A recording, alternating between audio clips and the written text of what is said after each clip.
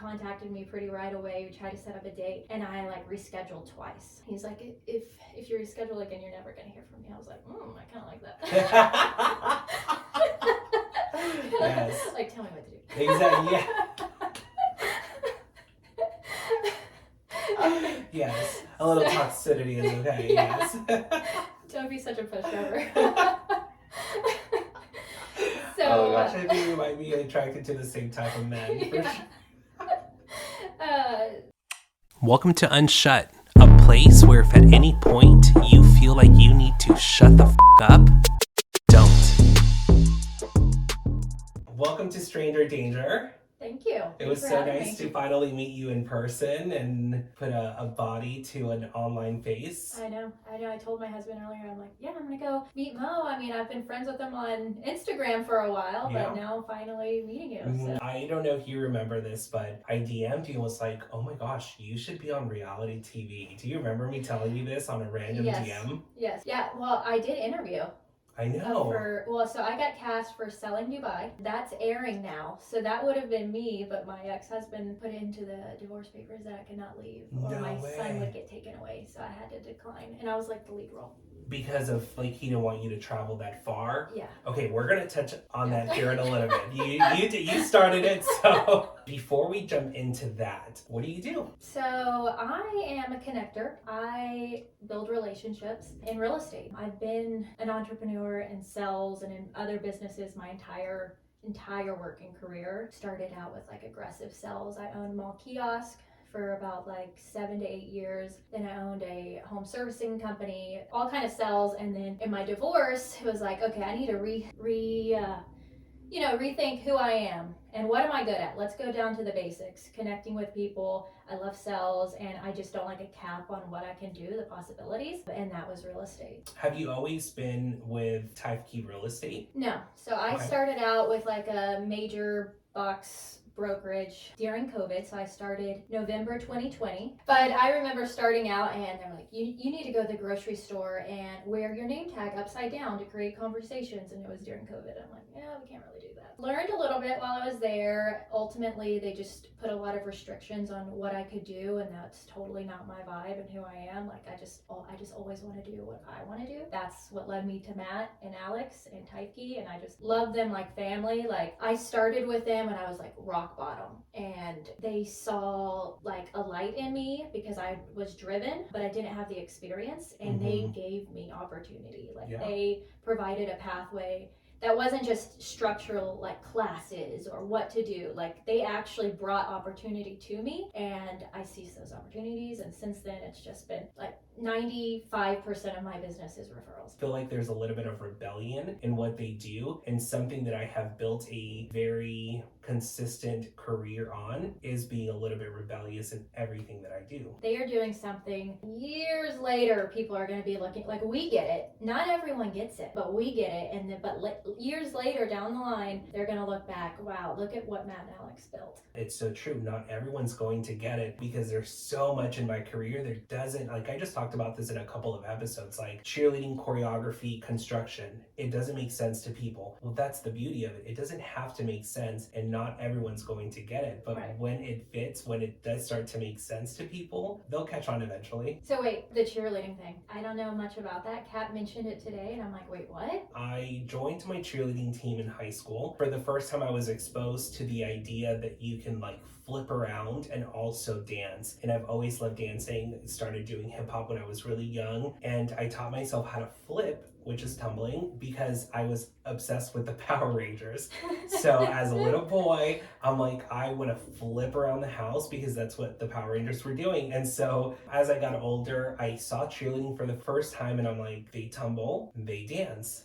I'm gonna give this a shot. And in high school, I was very like, try it all. And I ended up doing cross country, and I loved running back then. Don't fucking like running now, and I'm not gonna go running anytime soon. And so I joined the cheerleading team, and from day one, I remember thinking like, I feel like I can build such an awesome career out of this. And it's interesting because going back to like our rebellion, right? Knowing how to, people don't get it. So many people were like, well, why aren't you going to Hollywood and pursuing this? I could go into back to LA and work with some big names and really work up the ladder. I'm like, but I'm trying to make fucking money. I was poor my entire life. Like dead poor. So my thought process was in cheerleading, I'm like, people are paying like over $3,000 for me to go and be with them for 3-4 hours in one day. So there's always been strategy in every journey I've taken. That was one of them. We have a lot in common. I was cheerleading my entire life, varsity cheerleading, dance, Stop. American, all the things. Oh my gosh. Started my own go-go dance group at 19. Stop. Yeah, so we were like, rave dancing, but I was making money off of it. So I would just get my girlfriends who liked to dance. I would make the outfits. My grandma would literally help sew these outfits with me. This is amazing. And I would set up my family at the front tables, letting everyone into the raves, and I would make money and have so much fun. When did you start cheerleading? 3. I mean, that was like my only constant in my life. Like kind of rough childhood, super poor also, like cheerleading. I would have to do all the fundraisers so I would be able to provide for my uniform. That's how I got good at sales. Knocking on companies trying to sell those plaques to pay for my uniform. Like no one was going to pay for that shit. That was on me. And so I just got really good at convincing people to buy stuff. I cannot wait for my mom to listen into this episode because same thing. I was knocking on doors wanting to clean someone's house or cut their grass to pay for my camp or even my uniform. Yeah. I used to clean my dance studio. I used to mop her floors until it wasn't enough for her, and then she kicked me out. She still follows me on Instagram.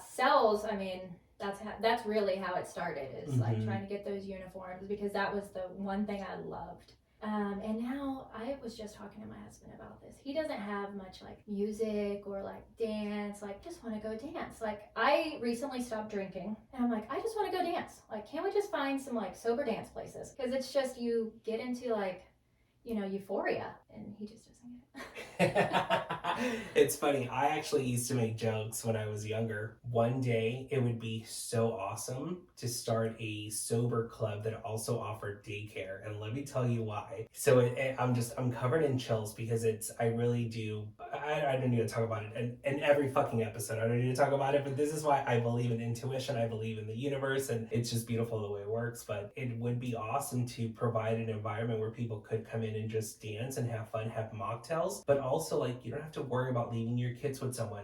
Have your kids be downstairs. And so when I was younger, I used to always make jokes about that. I'm like, gosh, if there was only a nightclub where you didn't have to drink and people could also watch your kids. And I didn't have kids at the time, honestly. So, right? Let's put it together. It's always like the buck wild ideas because everyone's like, well, no one's doing it that way. Well, that's exactly why. Think about all the stay-at-home moms with their kids who just want to also like get endorphins themselves, but tire out their children. My son and I was a single mom for just until like a month ago, and we cook a lot together. And I've seen that on your stories. We'll dance bachata in the kitchen. Stop. Yes, that's our so he's like, Mom, turn the music on. And so that's like our little dance. I love every time we're cooking.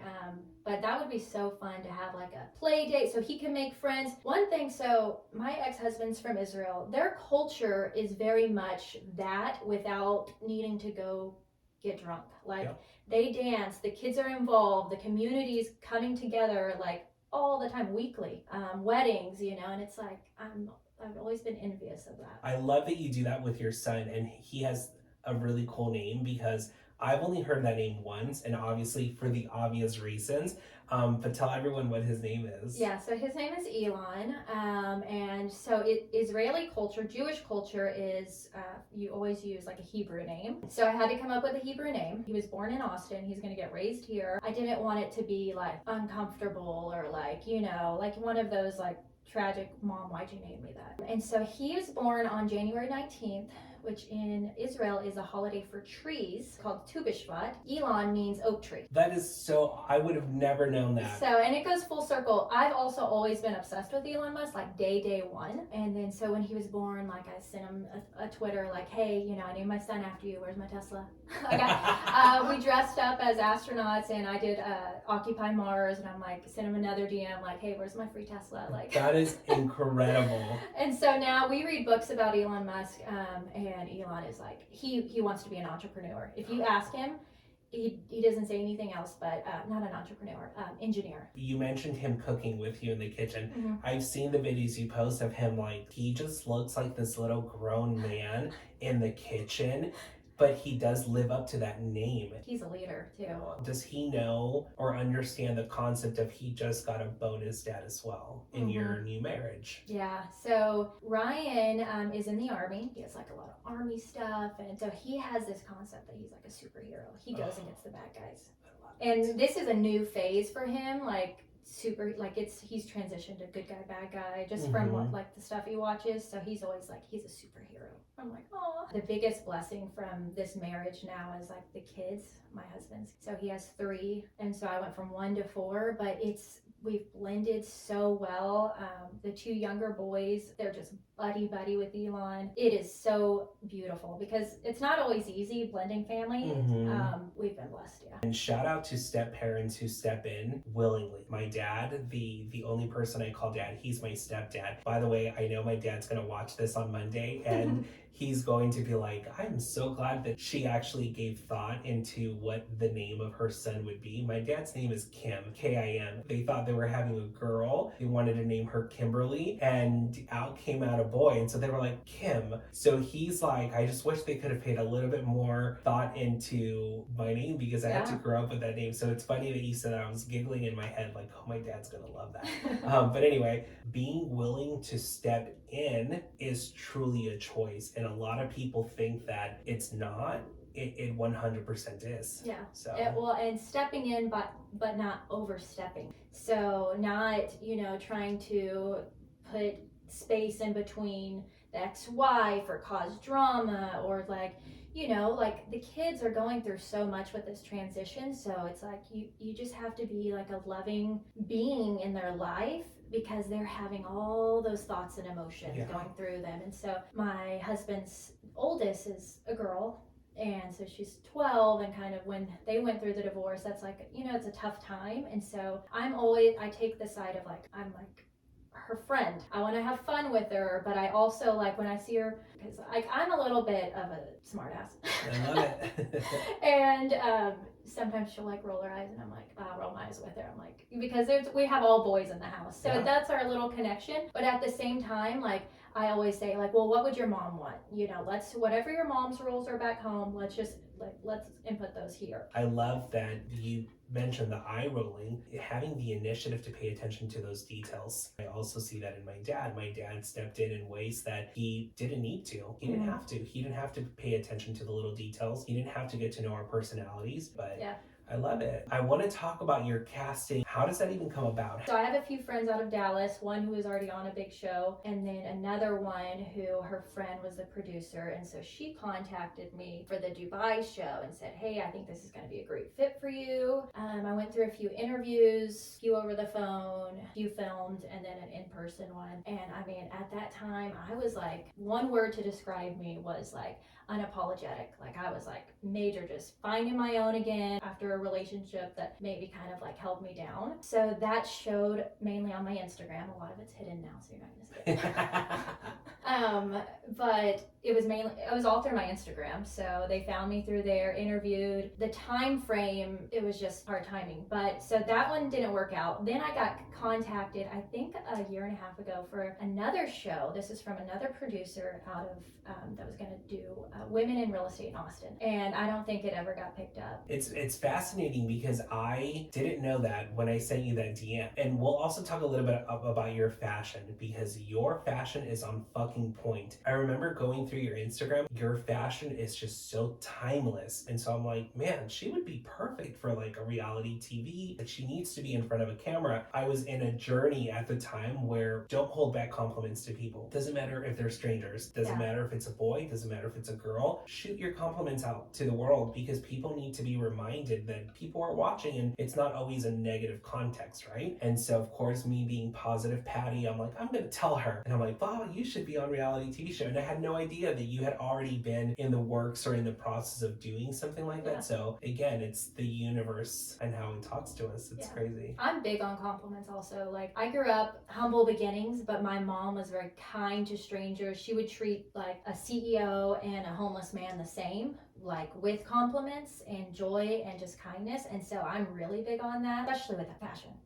Like that's the easiest way to start a conversation, you know, and I love fashion. One interesting fact about the outfits during that time period on my Instagram, I started over after my divorce, like started over with nothing. However, if anyone can do that, that's me, because I've started from nothing before. And so a lot of that time period I would go out because I would have these events, purchase these outfits, take the photo, whatever, and take it back. I was that broke. Hell yes. Yeah. And so sometimes people are like, my niece is like, well, where's that outfit that, because she's 19 and now she borrows all my clothes. And I'm like, oh, I took that back, honey. Yeah. Thank you for sharing that, because the balance of luxury but coming from a humble beginning is so spot on. Hearing you talk about your mom and how she was very respectful with how she treated a homeless to a CEO, that was so my mom too. That was instilled in me from day one. But do you think that has something to do with it? I mean, she was always gaudy. So definitely she's super gaudy. Like she would love all of this. Fashion wise, it was mainly, I had no clothes. We were so broke. I remember one time actually cheerleading, I think I was like 10, and I wore these overalls and like Mickey Mouse overalls that I just got on. Like I was kind of excited. And then one of the girls on my team, she was like, oh, did your mom get those at our garage sale? And I'm like, I don't know, maybe. And then kind of she's like, yeah, those are my overalls. Never forget that. So really like, was she a bitch about it, or was she just being conversational about it? They just don't get it. Some stuff, it just goes over their head. So I try to not like hold grudges for comments, what people say. Hearing your story about, the dresses and taking them back after taking photos in them, you have to do what you have to do. And I think that's the part most people don't understand with being an entrepreneur, with being a business owner, is you really do have to do what you have to do. And for example, selling Sunset. Do you think most of those girls like own all of those outfits? No, that's what stylists are for on television. They don't own those outfits. They're playing the part. Also, it's what you're attracting in your clientele, right? So if you are showing up somewhere in like a Chanel dress, more than likely the person who's going to know that it's Chanel, they're going to be like, hey, I love your Chanel dress. There really is a language to it that most people don't understand, that playing the part is so important, but you have to do what you have to do. Yeah. And fashion for me is like, it makes me feel better. So it's more of like, not so much of how people are going to see me. It's like how it makes me feel. Like, I just feel better. My energy comes off better. I love that. What was it like getting out into the dating world as a mom? Oh gosh. Well, post-divorce, your emotions are all over the place. I was in survival mode, trying to grind in real estate, trying to provide for my son. I don't get child support. There was nothing like that. So dating was just, I don't know, it was fun. I had like a fun fling kind of boyfriend that was like to get my mind off of like, he wasn't local. So it was fun to like get away, go shopping. That kind of like relationship was super fun. And then once that sizzled out, then that was the first time I started dating in Austin. So that was like a year after. And it was not my cup of tea. So my husband now though, we met on Hinge. That's awesome. Yeah. But I went through a few before. It was like, do you have a drug addiction? I don't know. What is that? Yeah. So I would not want to go back into that though. So yeah, we met on Hinge, and it's really funny because he's in real estate, and I just got on Hinge, and he contacted me pretty right away. We tried to set up a date, and I like rescheduled twice because I was just in the mode like, yeah, I don't really want to deal with men right now. I was just trying to work. He's like, if you reschedule again, you're never gonna hear from me. I was like, I kind of like that. Yes. Like, tell me what to do. Exactly. Yeah. Yes. A little toxicity is okay. Yeah. Yes. Don't be such a pushover. Oh gosh, I think we might be attracted to the same type of men. For sure. So we went on a date, and it wasn't like he would say we hit it off right away. It wasn't right away for me. But one thing you mentioned is like your stepdad like made a choice to be in your life. And I remember when we first started dating, I had like a family emergency in Abilene, which is where I'm from, 3 hours west from here. And I'm like, sorry, I have to go. I know we have plans, but I can't make it was like a date night, that he would put all these cool dates together. And he's like, okay, well, I'll just come with you. And I'm like, really? Typical guys that I dated before would be like, oh, really? I put all this time and effort into this date because they're just trying to get you out. He's like, no, I'll go with you.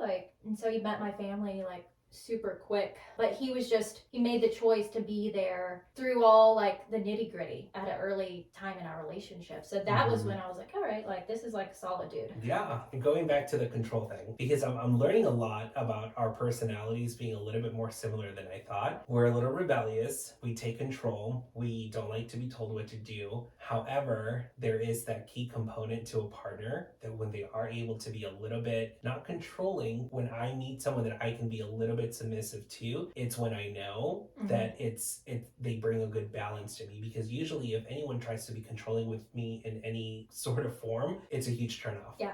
I don't like it in friendships. I don't like it in just in work environments. I don't like it. But there are certain friendships and there are certain relationships that do turn me into less of a control freak and more of a submissive person, and I thrive off of that because not a whole lot of people can pull that out of me. It's them taking charge. If you're an alpha or I'm an alpha, you can do it all, but it doesn't mean that you want to do it all. You can make all the decisions. You can thrive on your own, and you don't want anyone telling you what to do, but it's nice when they just can lead the way for a while, and then that's hot. Yes, 100%. So, and some men just don't get that. They don't understand how to do it naturally. Like they'll be controlling in other ways and then very submissive in ways that you want them to step up. So it's just finding the right match for that. So. For sure, I love it. Do you think that hot mess express train that you get on after a relationship that was maybe toxic or maybe not in the best terms, do you think that's like a good thing to get out of your system? Yes. Yeah. So I was a hot mess in my late teens, early 20s. When I say hot mess after my divorce, it wasn't really, I was more like fight or flight survival mode, that maybe I was making questionable decisions, but ultimately not that bad. But when I was younger, so I grew up from a single mom, and she might hate that I say this, but it's good advice. You gotta try it before you buy it. Holy shit, Tessa. It is, I'll let you finish. This is just, I am just like, oh my gosh. And you need to try it. You need to get out there. You need to experience, dabble in a little bit of it all, find out who you are, and then it regroups you. And so my partner now grew up with a very different set of rules and values, and then got stuck with something that probably wasn't the best match for so many years. And so it's like, that's why you gotta try it before you buy it. I am like shook because literally just yesterday, this is just wild. And I think this is why I am so happy I'm pursuing meeting people and meeting strangers for the first time in person, because I'm shook because it's something my partner and I were just talking about yesterday. It's like eating food. You eat with your eyes first, and that determines whether you're even interested. And so many people have this idea that like you shouldn't test drive before you drive or before you leave the lot, and I disagree with that. I'm like, no, you have to do that. Meeting Ryan, had I not dated a few weirdos before or got stuck in a rebound relationship longer than I should have. Like if I would have met him at the beginning, it would have been the right timing because I was in that phase of like just seeing what's out there. And then I would have taken what he was and the man he was for granted because I'm like, well, if I met this right away, like what else could be out there, you know? Because sometimes people can get caught up in like, where did I heard this? Maybe probably Instagram. You know how it is. Like just philosophy of Instagram. Exactly. It's like you find 80% of your match in someone, and then sometimes you're always looking for that next 20% in someone else. And it's like after you've been around and tried, it's like you know that 80% is huge. So you value it, you respect it, and you want to feed more love into that. And that's where we're at now. Yeah. It's so important for moms, and I'm not a parent, but I want moms to also know, and the reason I say this because as I have a lot of girlfriends and a lot of girlfriends with kids, and it's so important. I always root for them to go out and be a hot mess after relationships, after you have kids. Your exploration, your dating life, your scene, it doesn't have to change because you become a mom. And you're also allowed to be a hot mess mom. Like I think like so many people think that, well, you're a mom, you shouldn't be out dating. Right. You know what I mean? And I completely disagree with that. Again, it's the rebellion side of me. I'm like, no, you owe it to yourself. You have to do what you have to do. Yeah. But the biggest key factor in all of that, keep your solid support system of solid, the solid friends who, when you do really get out of line, because it's going to happen, they bring you back to center. Like, and I have one like solid girlfriend, Kara, she's the best friend. She moved to Florida. So I have like no friends. Why Florida? It's so humid out there. I can't do it. But she would remind me like, oh, this is really out of character. And there was one night and I was like, yeah, you're totally right. And so it's like keeping your solid foundation of friends, girlfriends, support system, whoever, that like they allow you to be you. They allow you to feel these ways and act out or do whatever you need to do. But when it gets a little bit too far, they reel you back in. And that's what will get you we'll get you through that. That's just a season, not like a huge chapter in your life. No, for sure. And I think that's so important too, is knowing in your circle who can reel you back in. People outside of your circle will try to tell you that you're being a hot mess. And I'm like, well, you don't know. But when someone inside of your circle that you trust, when they're the ones reeling you in, I think it's so important knowing the difference. Don't listen to the outside that's telling you, oh, you're being a hot mess, you're a mom, get your shit together. Right. Listen to the people in your circle who have the best interest in you, who are like, hey, just bring it in a little bit. But it's important to just keep solid friendships, and you can go through the ups and downs of being a mom or, whatever life throws at you, as long as you have like your community, someone to call, like when you're having a bad day, who's not going to judge you and not going to go air out your business to someone else. 100%. That is something that's so huge in my circle, is I don't have time to pass judgment on what it is that you're choosing to do. The people that have time to judge you are the people that don't have enough fucking time to do any internal work, to go out and pursue what they're doing. The people that are taking the time to pass judgment are the people that probably need to go find a fucking hobby. When you moved to the Central Texas area, right, you had already been a mom, or did you become a mom in Central Texas? I'm kind of like a nomad from a young age. So after go-going, addiction, overcame that. I moved to Colorado. Then I moved to Australia for a year. Love it. And then I moved back to Dallas, and then eventually moved to Portland, Oregon. So I lived there 5 years, got pregnant out there, and it was like, I cannot, like the rain, like how yesterday was cold and rain, that's every single day there. So I moved my company there and I moved my employees there. So I had like an employee apartment, employee car. Wow. And they came with me from Dallas. And one of my girlfriends, came from Dallas. So we were dressed up. We're like, okay, let's go out in Portland. And we're all dressed up and we go to a bar and they're like, oh, did you guys just come from a wedding? Stop. I'm like, no, it's Saturday night. And then like when I moved from Portland, I'm wearing flannels every day and boots. So it's like I had to get out of there. I was pregnant. I wanted to get closer to family. Family's in West Texas. Don't want to move there. Didn't want to move back to Dallas. So Austin was like, if I can move back to Texas, this is where it's going to be. So I had my son in 2019. Been here ever since, and I'm not moving. It's beautiful. The people, the community is great. Like I was at Lamppost Coffee earlier. The community, like the vibe, like it's healthy. It's like a healthy community. coffee. So. It is my favorite place in the entire world. Yeah. Lamppost Coffee. Yeah? A Lamba Latte, literally, I think my fucking bloodstream, my DNA is made out of Lamba Latte. I like it half sweet, I like it hot, I like it full sweet, I like it cold. There is nothing Lamba Latte I don't like at all. Oh, It's no, the most sure. addicting thing ever. I just had one yesterday. And I will say, no one makes a better Lamba Latte than this barista named DJ. He's Okay. the absolute best. Do you think overcoming something like addiction allows you the opportunity to be relatable to all walks of life? Yeah, I don't really put that out there a lot. I know a lot of people that becomes their story and their Mhm. identity. That just was a part of my life at some point. I had to go into a treatment facility at 16 for very hardcore stuff. If we want to get really deep. Yeah, let's do it. So during that time, when you grow up with a single mom, usually you're the only one at home. Like I was, there would be no food. Like I was by myself. So what do? You get out on the streets. You go to people's houses. You go around. You're trying to find someone with a car. You know, you grow up on the streets. And so I got with a rough crowd and doing some very rough stuff. And I'll never forget this because I've always felt like God has had his hand of protection on my life. There's so many, my husband now, he's like, how did you survive? Like, Wow. all these little stories will come and he's like, how are you alive? Yeah. And I'm like, God's grace, really. Like, I really believe like he's just protecting me for like some things he'll expose and you feel the hurt and you're like, oh, why'd that happen? But like some things I'm like, wow. Yeah. So this specific time period, I was like 16. I had already wrecked a car. I was charged with a felony. I didn't actually get charged. That was another protection. Like I didn't get charged with it because the way they filed it was wrong. You're like, yeah, someone else's fuck up stage. Yeah, Like, idiot. yeah. Get a good lawyer.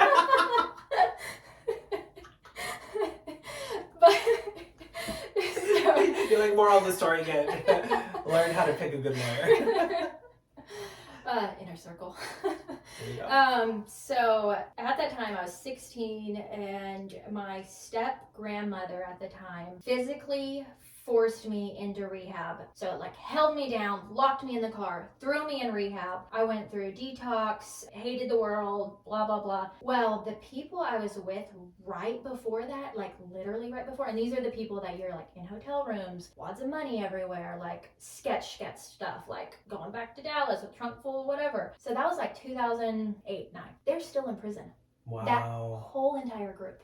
Wow. Still in prison. And I've lived 5 lifetimes since then. So dodged a huge bullet. So because of that, I never went to the extremes of that again. Like also like, you know, the party scene, you dabble with stuff. And now it's just part of a lot of lifestyles to where it's like, it's not even a big deal. So, but having a kid changed a lot of that. So my ex and I, we were young business owners, made money at a young age. So we had a lot of fun, but having a kid just kind of pulled that all down. And then now my recent chapter is just getting rid of alcohol. Yeah. So I come from a family of alcoholics, highly functioning alcoholics. My last boyfriend after my divorce he drank a lot and it got me to where it was like I needed a martini every day. And like, not every day, but it's just like, especially in real estate, it's everywhere. Sure. It's like, you know, every little networking event is alcohol.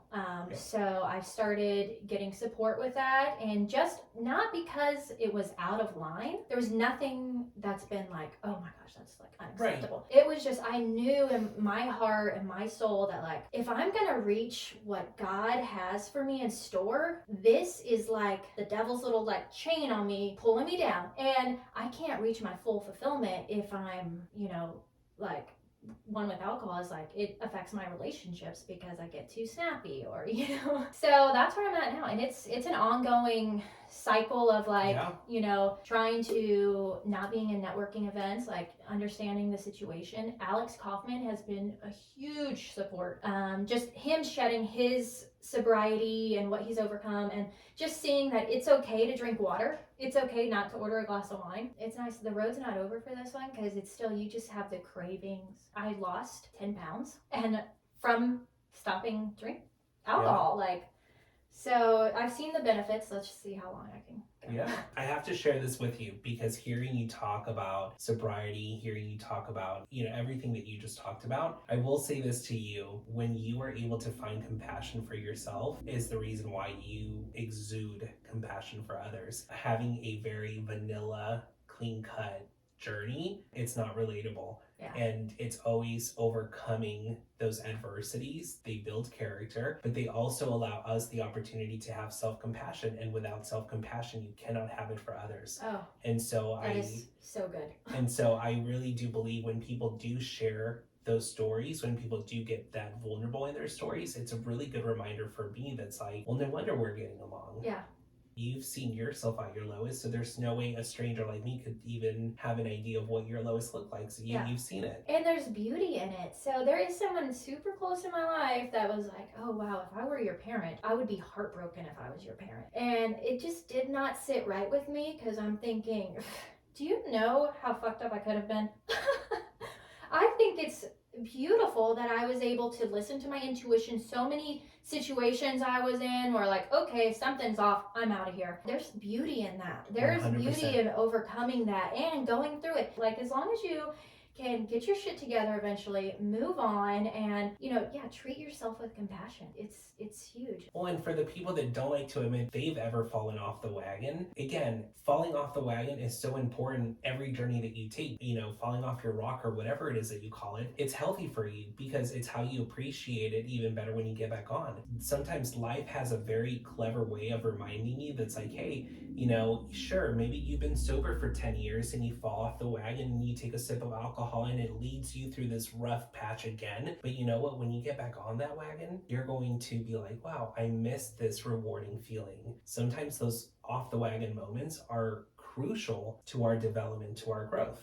Well, and that's why we're entrepreneurs, and in real estate, that's why everyone's, they're getting W-2 jobs, and I'm like, this is nothing. Because I can fail and get back up. I can fail over and over and over and over and over and get back up. And that's what makes you successful in a real estate industry for sure. 100%. Because you are going to get knocked down. The entire first year was like terrible, but because I know, like, you just stick to it, you're gonna overcome it. So for anyone listening who wants to do real estate, I know there are some people who think it's a very glamorous thing, but you're absolutely right. Knowing how to get back up after you've been told no 75 million times is crucial, and not just real estate, for anything in general, because I actually did an episode where I talked about how all of my highs came with the lowest of the lows. And I think that's so important to share because people have this idea. They'll see your outfits, they'll see the kind of car you drive, which I saw, by the way, it's so beautiful.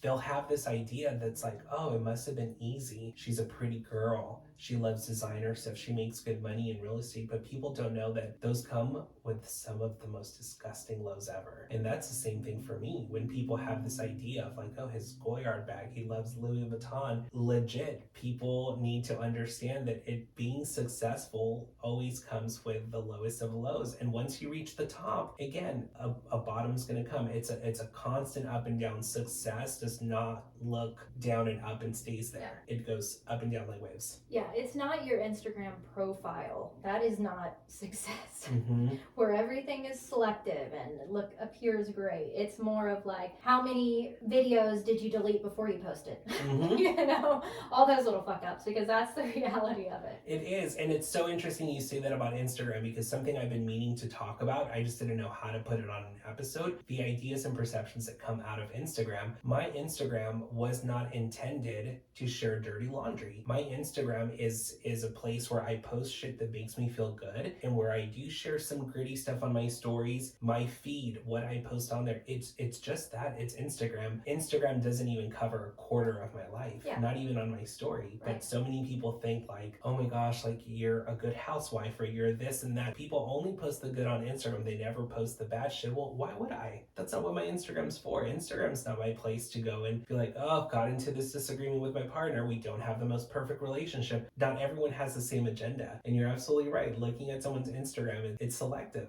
Yeah. You know, so your son, he's 4 now. Let's say 10 years from now, he's going to find this episode on what he's going to be like, Spotify, what an oldie. Yeah. Oh my gosh, you know, or YouTube, what's YouTube, you know? 10 years from now, when he's 14 and he finds this episode, what do you want him to take from this episode? That it's okay to be you. It's okay to adventure and take risks, as long as you always remember, like, God's your creator who is going to show you abundant love and get you through it. And just don't forget that, because I've had a period of time where I kind of forgot that, and then things got messy, and now I'm at like, oh wow, yeah, I got to get back to like, God is the main focus, but God first, then your family. Keep your family close. And I went through a period where I took those for granted and lost those relationships. And keeping God, family, and yourself, listening to your intuition. Listening to your intuition will save you 99% of your problems.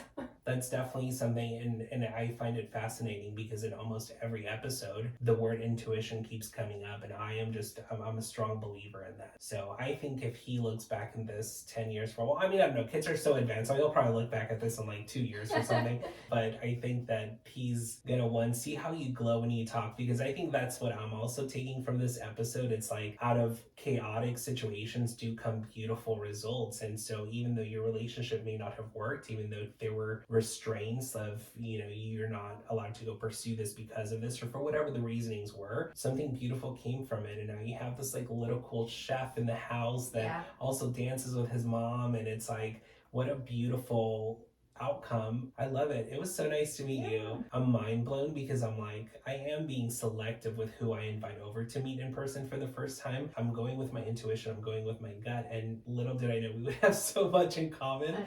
You're not going to get rid of me. Yes. I was like, I need friends. I love it. So anyone listening, please reach out, because if you're local, let's go for coffee. Let's like try to build our community, because that's my goal right now. We have all these great people. I'm trying to like dive into our community and build into our community. It's awesome. It was so nice to meet you. Yeah, thank you so much. No. Thanks for having me. Thank in you. your beautiful home. Badass. Yeah. High five. Yes. We got that shit done. Hey, if you've made it this far, don't forget to follow the socials on the screen or in the description below. And don't forget to subscribe to this channel. See you next week.